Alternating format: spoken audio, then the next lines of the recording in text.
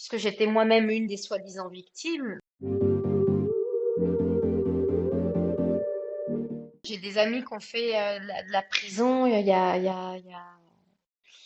Bah, c'est une des affaires qui est citée hein, dans les médias quand on parle des Raéliens et de ces soi-disant condamnations.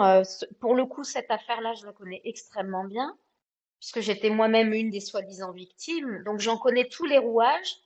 Et je peux vous dire que c'est des innocents qu'on fait de la prison, parce que c'est tout un coup monté, toute une affaire, parce qu'il n'y avait rien en fait. Ils ont cherché les réseaux dans le mouvement raélien, c'était dans la fin des années 90.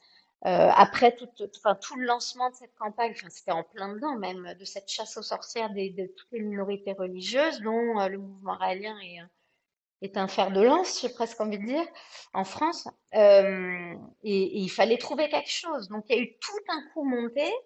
Et le procureur de la cour d'appel et Georges à l'époque était Georges Fenech.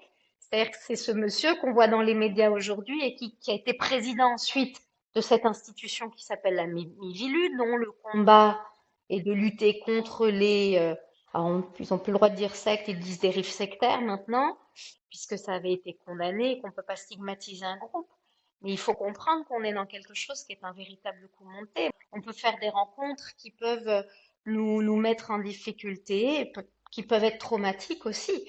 Mais attention à la posture que l'on adopte et attention aux discours surtout qui sont tenus, car en rien ça aide. Et l'emprise, elle n'est pas là où on pense. C'est-à-dire que moi, tous les discours que j'entends aujourd'hui, de ce que l'on reproche, notamment à Raël et à Raël hein, particulièrement, c'est en fait qu'un effet miroir de ceux qui sont en train de tenir ces propos absolument odieux. Parce que quand on connaît Raël, moi je le connais, ma porte est ouverte aux éditeurs qui veulent récolter mon témoignage d'enfants, d'ados et de jeunes femmes, puis de femmes et de mamans aujourd'hui, qui est devenue raélienne jeune adulte, mais qui a deux parents raéliens aussi.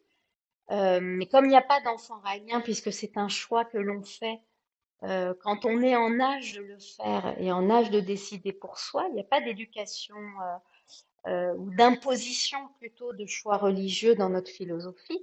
Moi, j'ai fait ce choix et je suis une minorité.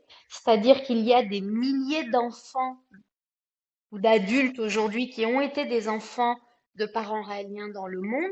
La majeure partie ne sont pas raéliens. Mais ceux-là, ils intéressent personne.